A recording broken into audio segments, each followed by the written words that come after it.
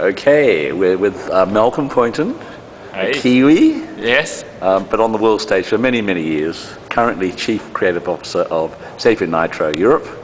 A very exciting job. He's had a few before. This is the most interesting job you've had, I think.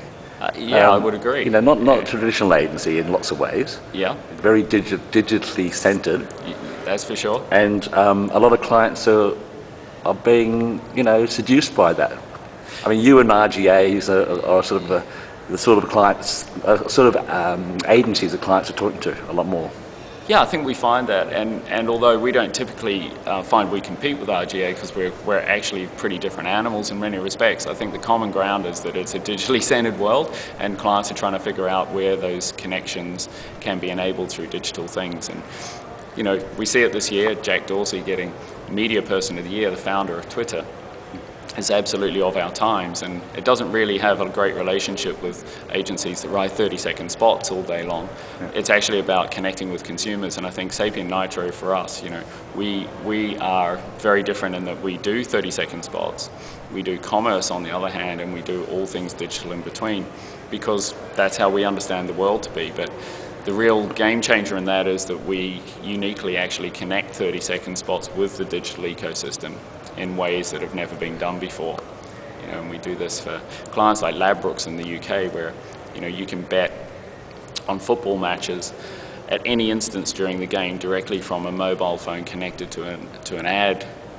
There's a lot of connections in that alone, isn't there? A lot, because it has to connect to the commerce side of the business as much as it connects to the social side, as much as it connects to the television side. And frankly, if you get that television spot wrong in that one instance where it's offering £10 if Van Persie scores, you win 100, because of something that happened in the game, you could lose a lot of money, right? So technology-wise, you need to know what you're doing to make sure those odds are accurate at that given moment, because you'll never see them again.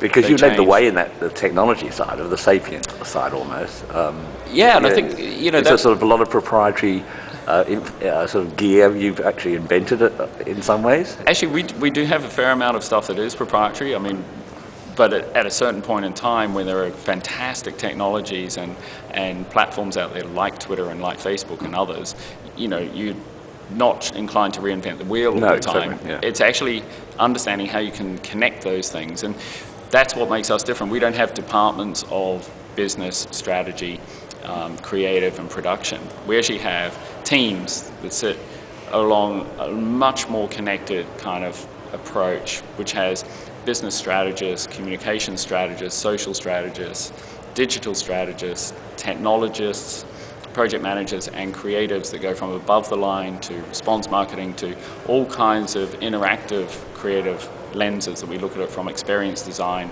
interface and graphic design. And of course you get that complexion of people around a challenge. You can solve it in a much more interesting way than you can by having a writer and art director locked away on their own, trying to solve a problem when they don't understand the ecosystem of technology. And I think that's what's more in common with a Google, frankly, or an Apple or someone, than is with an ad agency, right? But you come from that agency background. You've had, obviously the best, like you had Saatchi, you had Omon, obviously, really originally, and then later at Ogilvy. Yes, Which Ogilvy did do a few great things in the new world with Unilever. And definitely. Beautiful Grand Prix too. Exactly, and I think, if we go back to that time, for me personally, looking at the Dove work, first global campaign to launch with a URL as a campaign line, campaignforrealbeauty.com. It was the first, isn't it? It was the first, and it had that effectiveness that actually got that conversation going around the world.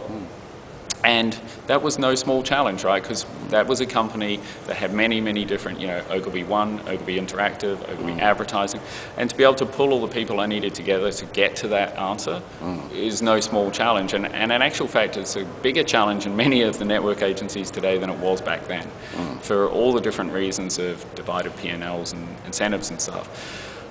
So it's always been a fascination for me to actually affect that change for clients, because there's no bigger reward than actually seeing something take hold like that. And ultimately in those cases, and like Ladbrokes, it moves the share price for a company, right? So that sort of stuff, that matters. So the big chiefs at the client side are actually taking notice. The boardroom's taking notice. Absolutely, and that's see why, the difference. It was only last year that Keith Weed, standing here in Cannes, actually holding the Smile Activated Vend machine we did for ice cream for Unilever up as the future of marketing for Unilever. Absolutely. For good reason. Yeah. It's a whole different way of reaching consumers and making money for a business which at the end of the day is about making money. Now Unilever, amazingly, have led the world a lot in this new ideas. Sure. I mean, unexpectedly they did. Yeah. I think Dove was probably the first thing they thought, hey, this could be interesting. So what about the rest of the clients that you're dealing with? You have to sort of drag them into the 21st century, or they also rarely, they're coming to Cannes, they're actually on your side already, or is there still a lot of convincing to do? I think it's interesting for the industry, and that's what Cannes Festival's so fantastic for. It's no longer the advertising festival, it's the creative festival, and the clients are running towards Cannes.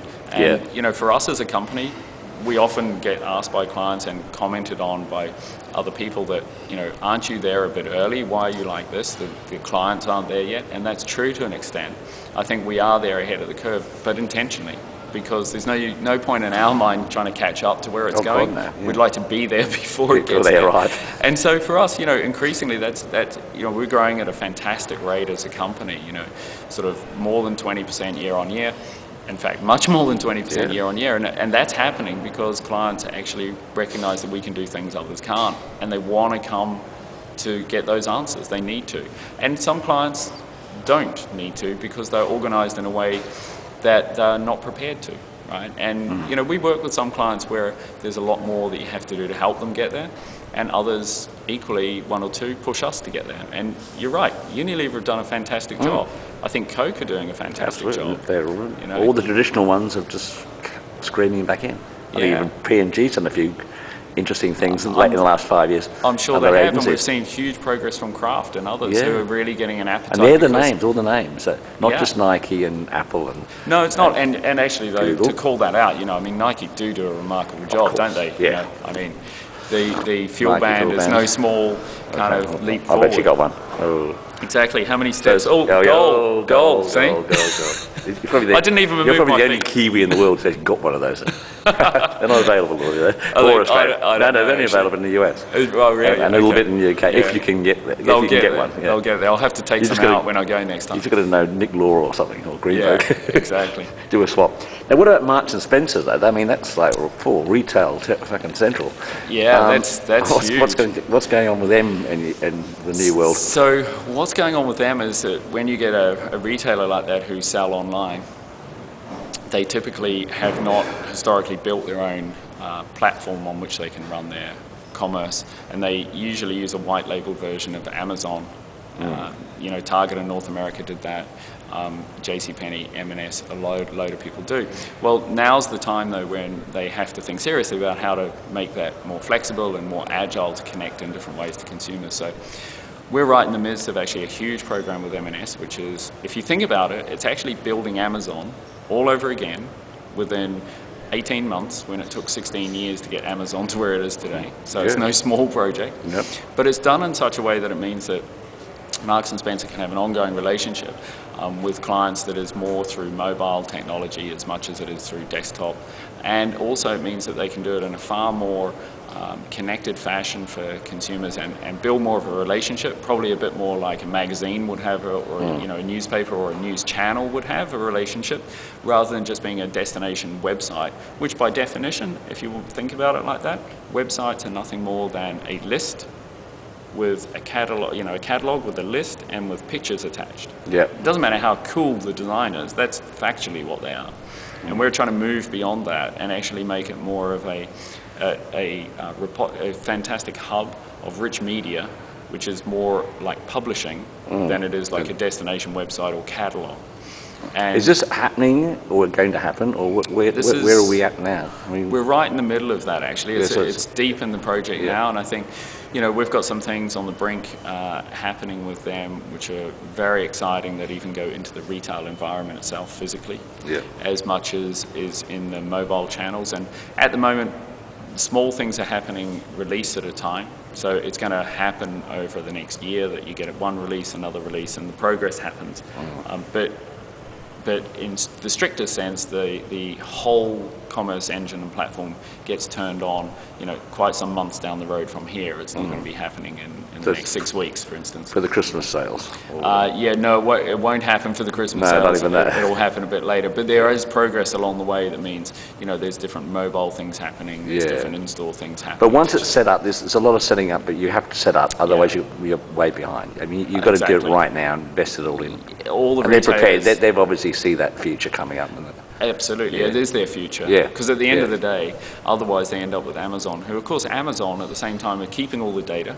Absolutely. They're learning about what your customers buy, and then they're selling to your customers. And I don't know if you've seen, but as recently as this month in Vogue in America, Amazon are now running double-page spread, fashion spreads, promoting all the fashion that is sold on Amazon. On an online situation, So they're your own competitor. It's weird, isn't it? Yeah. And they've got the biggest warehouses in the world now. Exactly. They're actually the physical as well as the... So there's no choice they're scary. Yeah, exactly. So there's no choice all for retailers are scared of Amazon because they might take up the whole world. Why wouldn't you be, well, totally. They are in Australia with Myer and whatever they are. It becomes the definition of frenemy, doesn't it? It is, It's a bit of the Google thing, with exactly. News Limited used to have a problem with that. Exactly. Frenemy, Berg or frenemies. Yeah. SapientNitro, do you travel beyond Europe, or is that really now? You're not interested in the Australasian division of Sapient? I think actually, so for me personally, I'll always be interested in kind of the Asia Pacific region because I have that funny accent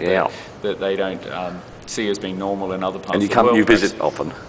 Visit often as well, but for me at another level, we as a company operate a bit differently in that I have a constant relationship with North America.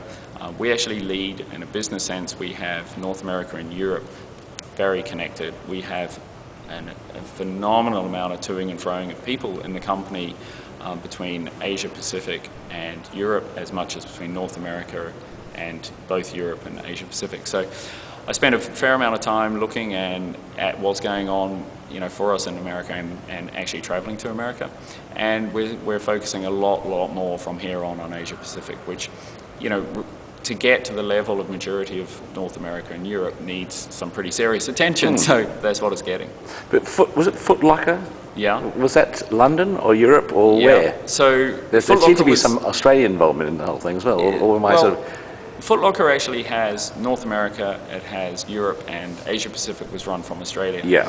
And we have that great relationship in Australia and things like the Art Prize and it was fantastic fabulous. work That was done very there. awarded. Yep. The global work that was done like Sneakerpedia and the fantastic films that have been winning awards and social work we've done for them was actually all done out of Europe. Yep. Specifically out of London. Right, yeah. Which is your office. Which is the office I kind of reside in, if you like. Yep. But for us, we don't actually have an office in Amsterdam where Foot Locker are based, so it was a London relationship.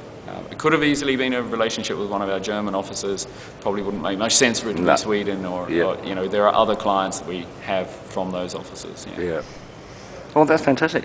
Are you going to many seminars? I mean, or you're doing a lot of business here. Yeah, you're talking to clients. Well, for me, it's been 7 days in dark rooms of long hours of judging cyber. So, it hasn't been much of a chance to do that bit. So, getting out of that late yesterday's mean today's kind of cramming everything in, and you can see starting the week with a white shirt, it ends up a rosé colour because there's so much consumption here of rosé. It's actually a real new shirt. I'm sure. Of course they sell it by the Jeroboam, not by the bottle, so what are you to do about it, right? But, there is a lot today being crammed in, and I have to get back for reasons with clients tomorrow in London, but I'm trying to cram in tonight as much as I can with the clients that are here. So, is there management, everyone from SapientNitro, or just you on your own? We've got a fair crew of people down here from North America, Europe and Asia Pacific, and a bunch of clients as well. So you take it seriously, it's here as a target market for your own brand, isn't it? It is, and for us it's here and South by Southwest are the two big things that really make a difference in terms of how. So the digital thing is the real hero of the whole thing at the moment. It's not not a muck around trend. It's actually is the trend. It is. Well, I mean, it's undeniably a digitally centered world we live in, isn't it? And I mean, from the camera you're using now to the tablets, iPhones, anything. Anything. And any of us who've got kids, they don't know the world pre-Google, pre-internet. let alone pre-smartphone, right? So it's a whole different world out there now, and I think that's where CAN's so important, because agency world is struggling to keep up, you know, and WPP making a purchase this week of AKQA. I mean, that's necessary. They didn't have a choice. That's not a luxury. Oh no, that's $600 million well spent for them. They've got to do it, right? Because otherwise they're not in the digital game as it relates to connecting to consumers. But you're an organically grown agency rather than, I mean, WPP just buy something just if they need to get in the game, they just go and grab something. Exactly. They don't sort of start from scratch on that. No. But that's good that's really sort of grown up, and you haven't sort of made it. You haven't sort of, you're not a fake sort of agency in that way. You really are inventing as you're going along. Yeah, and I think on that level as well, we're not a holding company. So we are one company. You're a little mini network. I mean, it's amazing. Exactly. Yeah. And so for us, that's really important. And we do make acquisitions, surely, but we certainly aren't doing it in a holding company model. If we acquire something, it's because it's got to be integrated. Yeah. And it's an important specialisation we don't have. It's not just for the sake of owning lots of things and having fingers in different pies. That's not kind of our approach to life. I don't think that really solves what we're trying to solve for clients, that's for sure. Long term, you sort of thinking about New Zealand or Australia? You know, when you retire, you know, in 3 years' time in the digital world. 3 years. When you don't understand it anymore. Yeah. When the kids taken over. Yeah. No. Look, I think the reality of it is. You know, it's a bit early for me to be thinking about retirement, clearly. At this age. You love London, have you? In London, and I love London, ages. You know. Yeah. And look, I'm always thinking about New Zealand more than Australia, clearly. But no, of course, with an Australian wife, we're totally thinking about New Zealand and Australia. It's impossible not to, particularly with the rugby going on. Yes, that's a terrible time of the year. You have to go home. Did you see the rugby, by the way? Yeah. You came over? Oh, no, I didn't come out. No. So you were watching it on every screen you could find? I absolutely was distracted 24/7 when it was on. It was a happy time for New Zealand. Very happy as opposed to their advertising at the moment. It wasn't a big week for us in New Zealand. Yeah, it was a little bit, but not massive. Yeah, it's been interesting, actually. And there were some questions, I think, asked of, you know, where was the Australian work in cyber, and equally there have been questions asked about the UK. Where's the volume of work there? And I think some markets have a peculiar approach to the rest of the world at the moment, which is largely driven by paid-for media in the digital space. And I think UK is very much in that space. We actually have more digital proportionally than most markets, but unfortunately it's in paid-for media, which means you tend to just get a lot of kind of banner advertising extending traditional campaigns. It's not viral in any way. It's not relying on that sort of very free stuff that a lot of the Swedes do, or exactly, or and the Aussies. It's nowhere near as innovative, and you know, innovation's core to who we are. So we love innovating products and developing things, and you know, we've got some fantastic, crazy things going on at the moment, which are innovations on another level beyond smile-activated vending machines and the like. So that, I think, is very different to just actually getting into campaigning through paid-for media channels, and those markets have got to catch up. Because Americans did very well this year for cyber, I mean, they really are. They have done really well, but I think, again, it's because they're understanding the maturity of how to connect to consumers with digital, right? It's got to, you know, in some cases it's all about driving things in a particular fashion that may be social. In other cases, it may be about a Nike Field Band, which is a permanent connection with people that you know, builds communities differently. Or a Sneakerpedia that builds a community in a fantastic way that will endure, but informs the company how to sell shoes and who likes what and where they like it, and then you can build great entertainment properties off the back of that, right? But all those things are, you know, there's real life products in there, like Nike shoes at the end of the road somewhere. Yep. But you almost forget. There's a sale going on somewhere. And that's I've never worn Nikes in my life, but I've only got this thing. You know, but it's sort of like I'm in a whole new world of. You know, a new market's opened up for non-runners for a start. Exactly, and I think what I phrase this of is a lot of work that actually makes a difference. And it makes a difference in a lot of ways, right? It makes a difference to how we live at the end of the day. If you've got a relationship with a brand that's about how you live, and whether it's M&S actually being more of a publisher and an editor on fashion. Yep. It influences how you live and buy, and it's not just about buying their clothes, but it's a relationship with the brand that you can trust around fashion. As much as Nike try and address, essentially at the heart of the issue is I think a great way of addressing obesity, just to give ambient awareness of how active or inactive you are. Yeah. And I think that, you know, we're seeing this come into a great way of selling as well for brands. So no doubt Nike Plus has sold way more clothes than any ad campaign for running. Yeah, right. And you shoes, just haven't seen any ad course. campaign. It doesn't exist. It's and that's what Fuel Band will do as well, Absolutely. right? That will sell a lot of Nike gear more than an ad could ever possibly do. But they've also got their 6 million people who are already on Nike Plus to tap into. They're all going to buy one of those things for sure. Absolutely. So you can see the numbers on that. Yeah, absolutely. And I think the crazy thing is about it, any athlete looks at it and says, well, it's not very practical, it's imprecise, it doesn't measure this, it doesn't measure that, but that's not the point. It's a fashion not item for an as well. athlete. Exactly, and it's something that's for everyone. And that's the beauty of it, it's for everyone. It's not for some elite athlete. No, it's a bit of fun too, Yeah, exactly. And it's but got a actually slight psychologically feel quite gamifying. happy. I feel quite fit this week, which is Exactly. bullshit, but Exactly. but I feel good. But it makes it more fun, as you say, Yeah. and that's a huge thing that we've And got to that's appreciate. 90% of the world who aren't the athletes. Exactly, exactly. Because they're the ones who bought the iPod, so they were just things, because they look good. I mean, in fact, that's another thing, because you're a design person yourself, really. It's all about design as well. You've got to make things look great. Things have to look great, they have to function well. They want to lust after this product. I've noticed this one, these people would, rip your hand off almost, oh, you got one of those, Yeah. And I think that solves a lot of things that are very much... the technology inside some of it's actually probably been around for, a long the time. athletes for ages. Those pedometers and things, but they just repackaged them in a great way. And if you look at it a different way, the iPhone by far gets outstripped on many other devices are better at certain things than the iPhone. The thing is, at the end of the day, none of them function like an iPhone. None of them are as simple as an iPhone. Absolutely. And none of them are as robust and function, reliably like that, or connect to that giant ecosystem of other Apple products like the iTunes Store. Yes. And so, of course, the experience matters hugely from the physical design point of view as much as the digital experience. And at the end of the day, a bank is a great example. If I have a relationship online or on a mobile phone with a bank, probably for me by a factor of more than 100 times to 1 in terms of when I see an ad for a bank, it's the experience that defines the brand. And therefore, at the end of the day, the brand is the experience. It's not just an ad, right? I think the bank's a good example. I mean, I'm on the iPhone now. You put your 4-letter code, your digit code, and you're in. That was like a godsend. Exactly. It doesn't pay all the bills, but some of the simple things. Yeah, I just wish the phone would actually pay the bills, right? Oh, then we'd all be laughing. I wish the roaming prices would come down a bit. Yeah, there's going that. overseas. Yeah, exactly.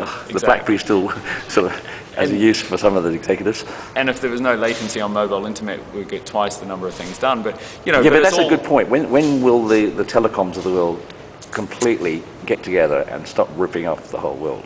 I mean, it's outrageous. Yeah. The people are trampling around. Yeah, and I think, so in Europe there is legislation coming around some of the tariffs where they're having to do things. But I think at the same time, there's a quite famous anecdote around, I think it was C.K. Lewis, a North American comedian sitting on a plane next to a guy who actually, they were being introduced to having internet on the plane in a domestic flight in North America.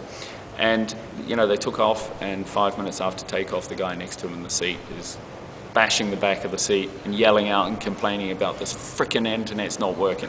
And he's going, dude, you're sitting in a chair at 30,000 feet mate. in the air, going from one side of the country to the other, You're doing and a you moon can watch landing. TV and all of these other things. Does it not occur to you that that's pretty frickin' amazing? Absolutely. If it doesn't work slightly, Jesus, mate, give us a break. It's early days. Exactly. When we actually fly Emirates, and it does actually work fabulously. Yeah, there are some that do, right? But this is going back in the when it was first doing it. Yeah, and I think our expectations are so high, aren't they? Yeah. And I think that's really relevant to us because I know for me, if I've got a brand that's trying to engage with me, if it doesn't work the first time on the mobile phone, if someone offers me a map service and it doesn't work on the mobile phone first time, I'm not going back there. Yeah. And guess what? I'm telling everyone else it's rubbish at the same time. You've got to do a lot of testing. You've got to do a lot of testing, but you've got to know what you're doing as well. Away from all the bloody bloggers who want to slam the shit out of everything. Exactly. Make sure it's dead right first, and then come out with it. Exactly. But we're probably dwelling and overemphasizing too much the fact that, that side of it has to be where it's at its best. Yep. But if that's not promoted properly, and Labrooks was a great example. We developed mobile apps for the World Cup football for them